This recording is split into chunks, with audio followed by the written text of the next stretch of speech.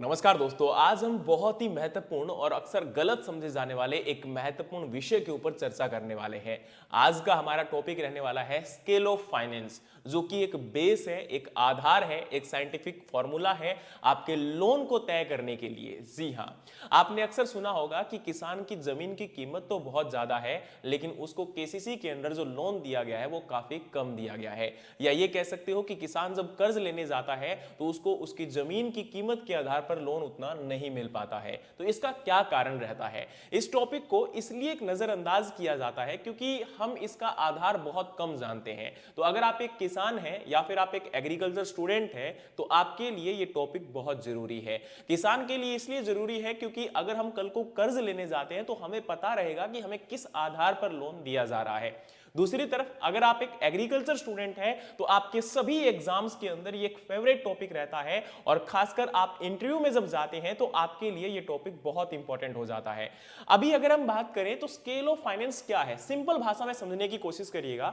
जैसे हम कोई फसल उगाते हैं या लगाते हैं, उस फसल को उगाने में या कोई भी कृषि गतिविधि हमारे खेत में की जा रही है, उसको करने में एक अनुमानित लागत कितनी आती है, अनुमानित खर्च कितना आता है, उसे कहा जाता है स्केल ऑफ फाइनेंस। ठीक है, तो चलिए अब हम इस टॉपिक को पूरा डिटेल में समझते हैं कि स्केल ऑफ फाइनेंस क्या है, कैसे इसको डिसाइड किया जाता है, और जनरली आपके अलग अलग राज्यों में कितना लगभग अनुमानित लोन दिया जाता है। तो सबसे पहले आपको, जैसे मैंने कहा कि स्केल ऑफ फाइनेंस जो है वो एक एस्टिमेटेड कॉस्ट ऑफ कल्टीवेशन होती है किसी भी जो क्रॉप को लगाने के लिए, कितना, एक पर यूनिट एरिया के अंदर। मैंने क्या कहा, एक यूनिट एरिया कितना हो सकता है, एकड़ हो सकता है, हेक्टेयर हो सकता है। तो उस यूनिट एरिया में आपकी फसल को उत्पादित करने में जो लागत आती है उसे कहा जाता है आपका स्केल ऑफ फाइनेंस। और वहीं अगर हम बात करें तो it is used as the base cost to decide how much loan can be finance to a farmer, यानी कि एक आपका आधार माना जाता है कि एक किसान को कितना अधिकतम लोन दिया जा सकता है। तो याद रखना, ज्यादातर जो है इसका 80%, यानी कि जो स्केल ऑफ फाइनेंस निकल कर आएगा, जो कॉस्ट ऑफ कल्टीवेशन निकल कर आएगी, उसका लगभग 80% तक लोन किसान को दिया जा सकता है। जैसे मान के चलिए एक एकड़ के अंदर धान की खेती को करने के लिए लगभग 10,000 का अगर खर्चा आता है तो किसान को 8,000 का लोन दिया जा सकता है इस 80% के अनुसार। ठीक है, तो चलिए हम आगे डिटेल में और पढ़ते हैं। ये मैंने एक एग्जांपल के तौर पे दिया है, ऐसा मत समझना कि सर मेरे तो धान का खेत है, मैं तो 1 लाख लोन लेके बैठा हूं, है ना।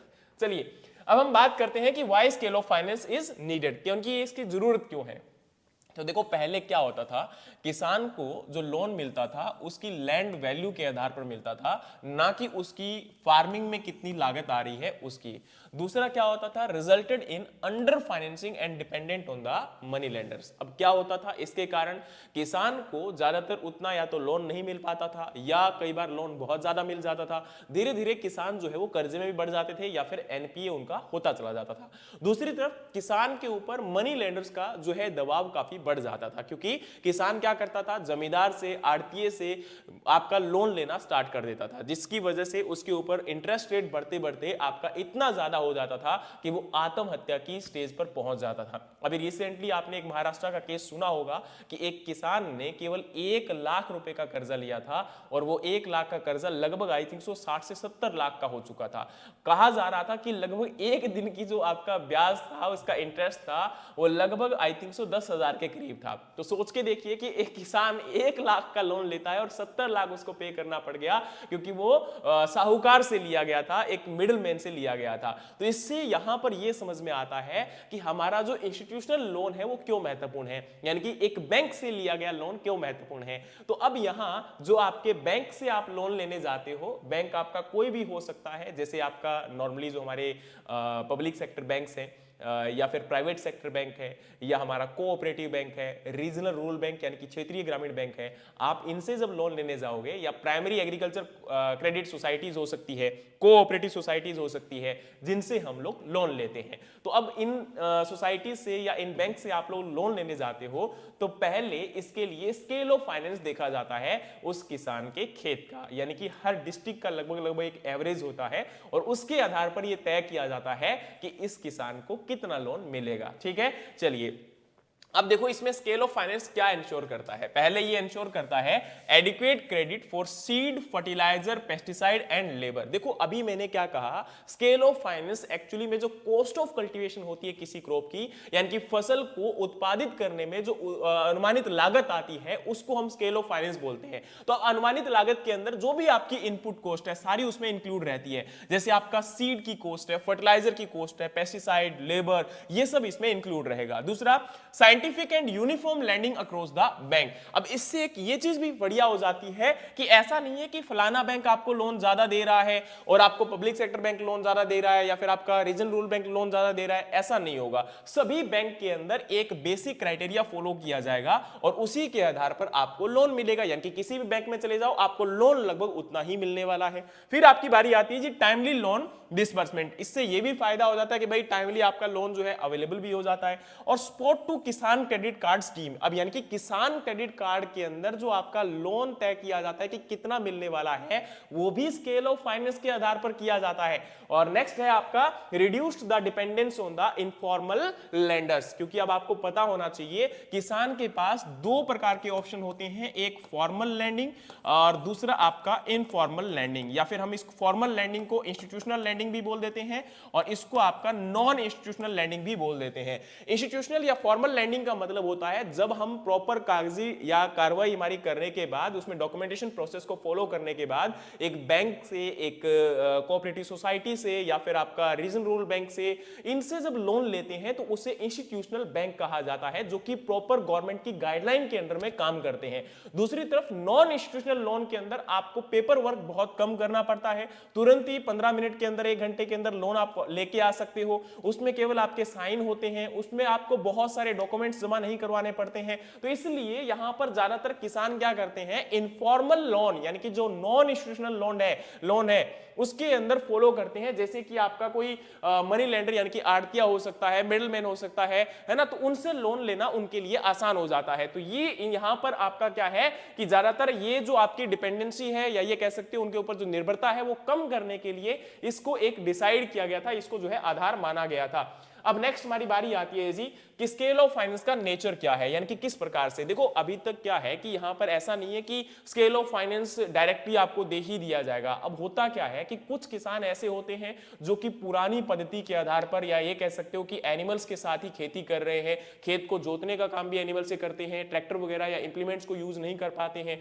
तो उनकी जो लागत आती है एक ही एकड़ को उत्पादित करने में वो कम आती है। दूसरी तरफ जो किसान आपका मॉडर्न टेक्नोलॉजी को यूज करते हैं, ट्रैक्टर को यूज करते हैं, तो उनकी कॉस्ट ज्यादा आती है। तो अब यहां पर ऐसा नहीं है कि डायरेक्टली आपका छोटे जो किसान है उनके आधार पर लोन दिया जाता है या फिर जो बड़े किसान है उनके आधार पर लोन दिया जाता है। इसमें एक रेंज को फॉलो किया जाता है कि इतना आपका लगभग रहेगा, और इसीलिए आप जब किसान लोन लेने जाते हो तो उसमें स्केल ऑफ फाइनेंस थोड़ा बहुत वेरी भी करता है। तो उसका कारण यही होता है क्योंकि इसमें एक प्रॉपर आपका यहां पर यह नहीं कि फिक्स कर दिया जाएगा कि इतना ही अमाउंट रहेगा, उसमें उसको भी एक प्रकार से आपका थोड़ा सा रखा जाता है मार्जिन कि भाई जो भी किसान आपके ट्रेडिशनल फार्मर हैं या जो प्रोग्रेसिव फार्मर्स है उसके अकॉर्डिंग एक लोअर लिमिट और अपर लिमिट यहां पर डिसाइड की जाती है। आपके यहां पर हो रहे आपके किस प्रकार की प्रैक्टिसेस को फॉलो किया जा रहा है उनको आधार मानते हुए। फिर हमारी बारी आती है जी स्केल ऑफ फाइनेंस के अंदर मेनली क्या क्या कवर होता है। तो स्केल ऑफ फाइनेंस के अंदर आपकी एनुअल क्रॉप, पेरिनियल क्रॉप और इसके अलावा आपके लाइवस्टॉक और एलाइड सेक्टर एक्टिविटीज को भी इसमें इंक्लूड किया जाता है। लेकिन यहां पर जैसे एनुअल क्रॉप है, पेरिनियल क्रॉप है, इनका तो हमें समझ में आता है कि भाई कितनी लागत अनुमानित है उसके आधार पर तय किया जाएगा।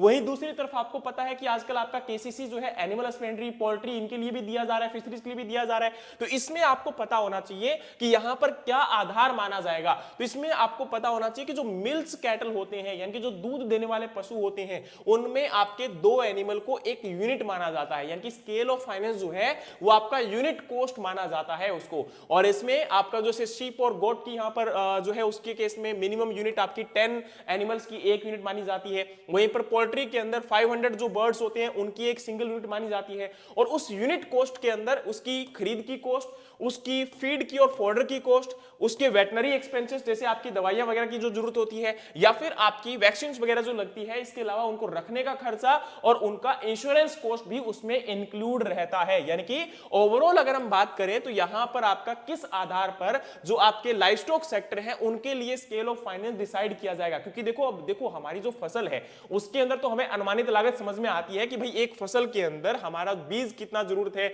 हमारी जो है उसके अंदर आपका जैसे मैंने आपको कहा था फर्टिलाइजर कितना लगेगा, पेस्टिसाइड कितना लगेगा, लेबर कितना लगेगा, ये तो हमने फसल को, आपका जो फसल का स्केल ऑफ फाइनेंस है या फसल को उत्पादित करने के लिए जो स्केल ऑफ फाइनेंस है उसको हमने आधार मान लिया, उसके लिए हमने इसको डिसाइड कर लिया। लेकिन दूसरी तरफ जो हमारे एनिमल्स हैं उनके लिए तो कोई आधार अलग होना चाहिए ना, क्योंकि उनके लिए तो कोई आपका सीड नहीं लेके आएंगे, फर्टिलाइजर नहीं लेके आएंगे, उनको तो खरीदना पड़ेगा और उनको रखने के लिए हमें किसी आपकी जगह की जरूरत होगी। अच्छा, क्रॉप लोन का मतलब क्या होता है? अब एक बात याद रखिएगा कि ये जो हमारा होता है, जो हमारी फसल को उत्पादित करने के लिए जो लोन लिया जा रहा है और उसकी इनपुट कॉस्ट के आधार पर जो लोन दिया जा रहा है, उसकी जो अनुमानित लागत है उसके आधार पर जो लोन दिया जा रहा है उसे हम लोग बोलते हैं क्रॉप लोन। और टर्म लोन जो होता है वो अब जैसे इस प्रकार से जो आप एनिमल्स परचेज करते हो या फिर कोई इंफ्रास्ट्रक्चर बिल्डअप करते हो, कोई मशीनरीज परचेज करते हो, कोई कुआं बनाते हो, कोई सबमर्सिबल पंप लगाते हो, तो उस टाइम पर जो लोन लिया जाता है उसे कहा जाता है टर्म लोन। ठीक है,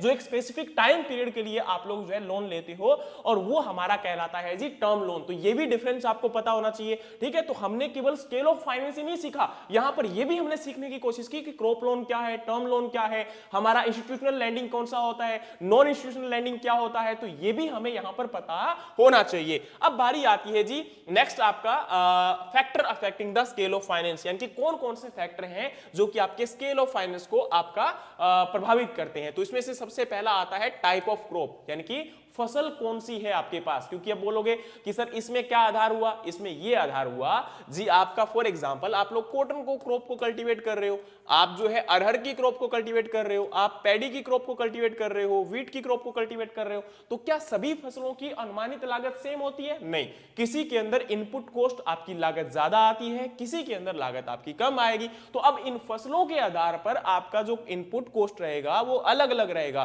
तो इसलिए स्केल ऑफ फाइनेंस में भी क्या आएगा? बदलाव आएगा, चेंज आएगा। दूसरा हमारा है nature and variety of crop. अब देखो कुछ वैरायटीज ऐसी होती हैं जिनके अंदर आपकी जो है जरूरत ज्यादा रहती है पेस्टिसाइड वगैरह की या फिर इंसेक्टिसाइड वगैरह की, और कुछ में कम होती है। दूसरा कोई लॉन्ग ड्यूरेशन वैरायटी होती है, कोई अर्ली ड्यूरेशन वैरायटीज होती है, तो उनके अंदर भी आपका इनपुट कॉस्ट का और जो आपका ओवरऑल इनपुट है वो कम रहेगा या ज्यादा रहेगा। फिर दूसरा आपका है सीजन वाइज, क्योंकि अब देखो जैसे यहाँ पर बारिश का सीजन है तो उस टाइम पर पानी की जरूरत कम होगी तो इरिगेशन कॉस्ट आपकी कम हो जाएगी। कहीं पर ड्रॉट की कंडीशन है तो वहां पर आपको और ज्यादा इंफ्रास्ट्रक्चर बिल्डअप करना पड़ सकता है, या फिर आपने जो है वहां पर हो सकता है कि कोई और पर्टिकुलर इस चीज की मशीनरीज की जरूरत हो सकती है। तो अलग अलग कारण अलग अलग जगह पर अलग अलग सीजन्स के अंदर अलग अलग जो आपकी फसलें लगाई जाती है उनके आधार पर इस लोन को तय किया जाता है या फिर स्केल ऑफ फाइनेंस को डिसाइड किया जाता है। टाइप ऑफ लैंड ये भी रहेगा, भाई कोई भूमि आपकी बंजर भूमि हो सकती है, कोई आपकी जो है अनफर्टाइल लैंड हो सकता है, कोई बैरन लैंड हो सकता है, कोई मीडियम कंडीशंस का लैंड हो सकता है जिसमें आपका फर्टिलाइजर किसी में कम की जरूरत होगी, कहीं पर ज्यादा की जरूरत होगी। और फिर हमारी बारी आती है डिस्ट्रिक्ट और एरिया। अब आपको पता होगा कि अलग अलग डिस्ट्रिक्ट्स हैं, अलग अलग एरियाज हैं, उनके अंदर आपकी जो जरूरत की चीजें हैं, अनुमानित लागत है वो अलग अलग हो जाती है। क्योंकि आपको पता है कोई चीज कहीं पर महंगी होती है, जैसे किसी स्टेट के अंदर आपका टैक्स ज्यादा हो सकता है, किसी में कम हो सकता है। चलो आजकल तो जीएसटी आ चुका है, लेकिन फिर भी क्या होता है कई बार उसकी जो ट्रांसपोर्टेशन कॉस्ट है इन चीजों को देखकर या फिर वहां पर जो डिस्ट्रीब्यूटर्स हैं वो अपने मार्जिन को देखते हुए कोई भी आपका जो प्रोडक्ट है उसकी लागत कम या ज्यादा होने के कारण यह भी प्रभावित करता है कि वहां पर आपका कौन से डिस्ट्रिक्ट में है, कौन से एरिया के अंदर आपकी क्रॉप को कल्टीवेट किया जा रहा है। अब देखो जैसे मैंने आपको कहा था टाइप ऑफ क्रॉप, तो आपकी जो इनपुट इंटेंसिटी है किसी फसल के अंदर, उसमें लेबर की रिक्वायरमेंट कितनी है, उस फसल का ड्यूरेशन कितना है, इसके आधार पर आपका जो स्केल ऑफ फाइनेंस होगा उसमें बदलाव आएगा। दूसरा आपकी जो नेचर या वैरायटी ऑफ क्रॉप है उसमें मैंने अभी आपको कहा था कि किसी वैरायटी के अंदर आपको लॉन्ग ड्यूरेशन के लिए हम लोग ग्रो करवाते हैं, किसी को कम ड्यूरेशन के लिए ग्रो करवाते हैं, या फिर हमारी कोई लोकल या ट्रेडिशनल वैरायटीज होती है तो उनका लोअर आपका स्केल ऑफ फाइनेंस होता है क्योंकि इसमें लागत आपकी कम आती है। वहीं पर जो हाई यील्डिंग वैरायटीज होती है या कमर्शियल वैरायटीज होती है तो ये आपकी फर्टिलाइजर रिस्पॉन्सिव होती है, तो इनके अंदर आपकी लागत भी ज्यादा आती है फसल को उत्पादित करने में, तो इनका स्केल ऑफ फाइनेंस भी क्या रहेगा, ज्यादा रहेगा। वहीं पर सीजन वाइज अगर हम बात करें तो मैंने आपको कहा था कि आपकी सेम क्रॉप अगर अलग अलग सीजन में भी ग्रो करवाते हैं तो उसकी कॉस्ट जो है वो क्या हो जाती है, बदल हो जाती है। क्योंकि कारण क्या है, क्योंकि उसकी कॉस्ट या अनुमानित लागत उसमें इसलिए बढ़ जाती है, कम हो जाती है, क्योंकि हमें हो सकता है कि दूसरे सीजन के अंदर उस फसल को उगाने के लिए किसी और इनपुट कॉस्ट की रिक्वायरमेंट पड़े या वहां पर स्पेसिफिक उसको एनवायरमेंट प्रोवाइड करवाना पड़े, तो उसके लिए हमें उस लागत को सोचना पड़ेगा, समझना पड़ेगा। स्केल ऑफ फाइनेंस जो है वो आपके टाइप ऑफ लैंड के अकॉर्डिंग, जैसे मैंने आपको कहा इरिगेटेड लैंड है या ड्राई लैंड है, तो उसके अकॉर्डिंग भी आपका बदलाव आ जाएगा। उसके बाद बारी आती है जी डिस्ट्रिक्ट या एरिया। तो मैंने कहा था कि अलग अलग डिस्ट्रिक्ट के अंदर अलग अलग आपकी इनपुट कॉस्ट, लागत कॉस्ट यहां पर देखने को मिलेगी। जैसे आपके लेबर के जो आपके खर्च होते हैं उसमें आपको बदलाव देखने को मिल सकता है, इनपुट प्राइसेस में बदलाव हो सकता है, क्रॉपिंग इंटेंसिटी में बदलाव हो सकता है, वहां पर मार्केट की सुविधा उपलब्ध है कि नहीं है, इसके आधार पर भी आपको बदलाव देखने को मिल सकते हैं। तो इसलिए इन सभी को आधार मानते हुए यहां पर स्केल ऑफ फाइनेंस जो है वो एक आपका रेंज के बिटवीन जो है डिसाइड किया जाता है, और उसी का आपका ये कह सकते हो कि हम लोग फर्दर जो है एक किसान को जब लोन देंगे तो उसको हम बेस मानेंगे, उसको एक आधार मानेंगे। अब देखो कौन डिसाइड करता है स्केल ऑफ फाइनेंस को, तो स्केल ऑफ फाइनेंस को डिस्ट्रिक्ट लेवल टेक्निकल कमेटी के द्वारा इसको आपका डिसाइड किया जाता है या रिकमेंड किया जाता है। और फिर जब आपका स्केल ऑफ फाइनेंस डिसाइड किया जाता है तो वो आपका याद रखना हर साल डिस्ट्रिक्ट लेवल पर डिसाइड किया जाता है। And separate scale of finance for each crop and activity, हर एक फसल के लिए, हर एक गतिविधि के लिए कृषि की जो है उनके लिए अलग अलग स्केल ऑफ फाइनेंस होता है। अब देखो ये स्केल ऑफ फाइनेंस जो डिस्ट्रिक्ट लेवल कमेटी होती है वो क्या करती है, वो अब बनाती है, उसको तैयार करती है। लेकिन डिस्ट्रिक्ट लेवल कमेटी कौन है, तो डिस्ट्रिक्ट लेवल कमेटी के हेड कौन होते हैं या फिर उसके अंदर कौन कौन मेंबर होते हैं। तो इसमें पहला आता है लीड बैंक ऑफ डिस्ट्रिक्ट, जो भी वहां पर होता है लीड बैंक, उसको आधार या उस कह सकते उसका पर्सन। फिर दूसरी बात आती है जहां पर नाबार्ड का कोई भी रिप्रेजेंटेटिव उसमें होगा। तीसरा है कोई भी जो कमर्शियल बैंक आपके होते हैं जितने भी, उन कमर्शियल बैंक के भी जो रिप्रेजेंटेटिव होंगे वहां पर, कोऑपरेटिव बैंक के भी रिप्रेजेंटेटिव होंगे, एग्रीकल्चर डेवलपमेंट जो ऑफिशियल होता है उस पर्टिकुलर डिस्ट्रिक्ट का वो रहेगा।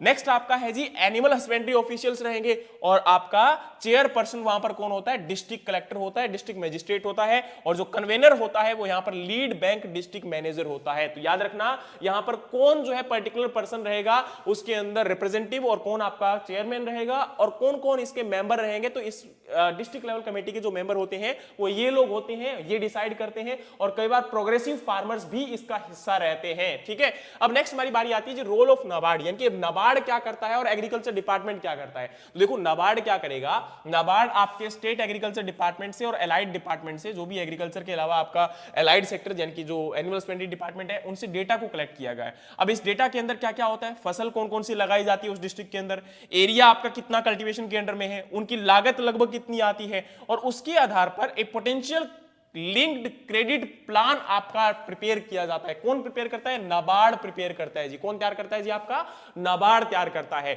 नाबार्ड क्या करेगा, वहां पर आपका जो स्टेट लेवल का जितना भी डेटा होगा, अलग अलग एरिया में कौन कौन सी फसलें लगाई जाती है, उनकी लागत कितनी आ रही है, कितना एरिया कल्टीवेशन में है, उनको ध्यान में रखते हुए हर बार एक पोटेंशियल लिंक्ड क्रेडिट प्लान तैयार करता है। और वो प्लान के आधार पर आपका फर्दर जो है स्केल ऑफ फाइनेंस भी कहीं ना कहीं इसी के आधार पर हो गया, क्योंकि आपकी लागत कितनी है, एरिया कितना है, ये सब देखते हुए यहां पर डिसाइड किया जाता है, इनको रिकमेंडेशन में रखा जाता है। फिर यहां पर स्केल ऑफ फाइनेंस जो है आपका फाइनलाइज कौन करेगा, तो अब देखो मैंने क्या कहा था, जो आपकी डिस्ट्रिक्ट लेवल कमेटी है वो क्या करेगी, आपकी कॉस्ट ऑफ कल्टीवेशन को एस्टिमेट करती है। इसके अलावा मार्केट ट्रेंड को भी एनालाइज किया जाता है, प्रायोरिटी एक्टिविटीज को आइडेंटिफाई किया जाता है, और उसके बाद इस स्केल ऑफ फाइनेंस को रिकमेंड कर दिया जाता है किसको, आपकी स्टेट लेवल जो टेक्निकल कमेटी होती है उनको। अब ये स्टेट लेवल टेक्निकल कमेटी क्या करती है, आपका ओवरऑल फाइनलाइज करती है, उसको देखती है। जैसे हमारे एमएसपी को डिसाइड करने में कौन होता है, सबसे पहले आपका commission for agriculture cost and price क्या करता है, उसकी रिकमेंडेशन करता है, और उसके बाद cabinet committee of economic affair क्या करेगा, उसको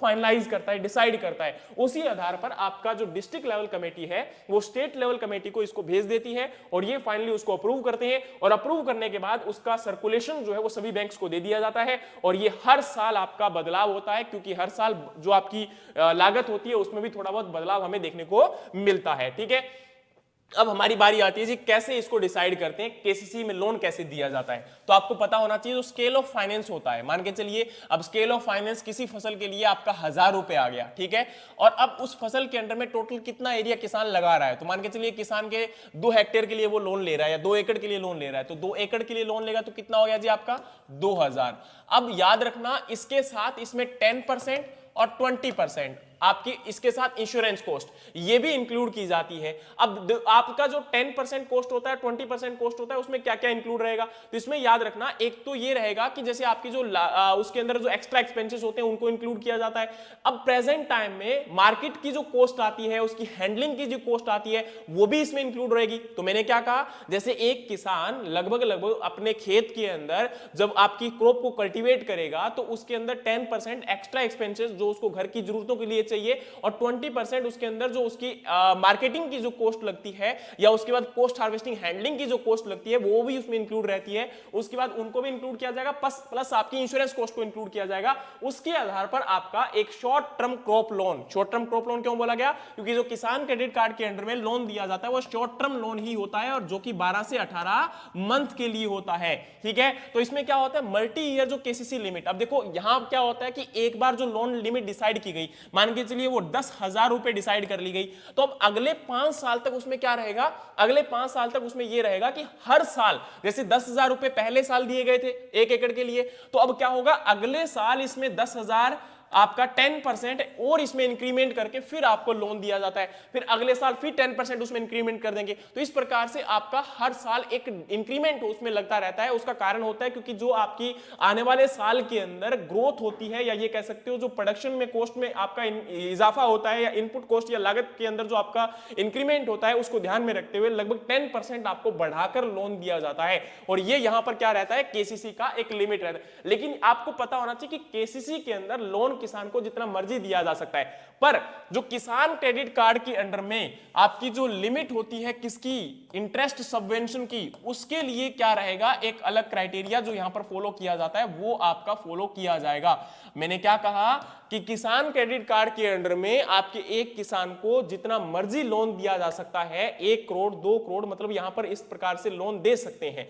लेकिन अब किसान को जो 1 करोड़ तक का लोन अगर दिया जा सकता है तो फिर यहां पर इसको क्या फॉलो करते हैं हम, केसीसी के अंदर में क्या इतना लोन दे सकते हैं, हाँ दे सकते हैं, पर जो आपकी इंटरेस्ट सबवेंशन की जो स्कीम है वो केवल और केवल कितने लाख तक होगी, 5 लाख तक ही आपकी वैलिड होती है। यानी कि किसान क्रेडिट कार्ड के अंडर में जो हम लोग बोलते हैं ना कि आपके हर किसान को 9% रेट ऑफ इंटरेस्ट लगता है, लेकिन 2% की छूट सब किसानों को दे दी जाती है। उसके बाद अगर कोई किसान टाइमली पेमेंट कर देता है तो उस किसान को 3% की एक्स्ट्रा छूट मिलती है, और फाइनल जो रेट ऑफ इंटरेस्ट किसान को पे करना पड़ता है वो 4% पे करना पड़ता है। तो वो केवल और केवल 5 लाख रुपए तक ही वैलिड रहेगा। उसके बाद बैंक अपने यहां से उस किसान के साथ रिलेशंस को देखते हुए और ओवरऑल आपकी जो repo rate, reverse repo rate, इन सभी को फाइनलाइज करते हुए डिसाइड करेगा कि बाकी जो लोन लिया है किसान के द्वारा उसके ऊपर कितना इंटरेस्ट रेट लगाना है। ये जो यहां पर 4% की जो लिमिट है वो तभी तक है, वो जब तक 5 लाख तक की लोन लिमिट है। उसके बाद फर्दर जो लोन लिया जाएगा उसका आपका डिसाइड कौन करेगा, बैंक करेगा, जो वहां पर पर्टिकुलर बैंक जिससे भी आप लोग लोन लेने जा रहे हो। तो ये आपका ओवरऑल क्राइटेरिया होता है स्केल ऑफ फाइनेंस का, जिससे हमें यह पता चलता है कि एक किसान को कितना लोन दिया जा सकता है, कितना उस किसान के द्वारा जो यहां पर प्रोडक्शन किया जा रहा है। ये हमें ओवरऑल बताता है कि किसान की अनुमानित कितनी लागत आती है एक फसल को उत्पादित करने में, और उसके आधार पर कितना उसको लोन दिया जा सकता है। तो इससे कहीं ना कहीं हमें यह पता चलता है कि एक किसान का जो केसीसी का या ओवरऑल जो लोन डिसाइड होता है वो कैसे डिसाइड होता है। उम्मीद है कि ये पूरे टॉपिक को आप लोगों ने समझने की कोशिश की होगी कि किस प्रकार से आपका स्केल ऑफ फाइनेंस डिसाइड किया जाता है और कैसे ये मदद करता है। तो इसी प्रकार के और टॉपिक्स के लिए हमें फॉलो कर लीजिए। मिलते हैं नेक्स्ट वीडियोस में, तब तक के लिए जय हिंद, जय भारत।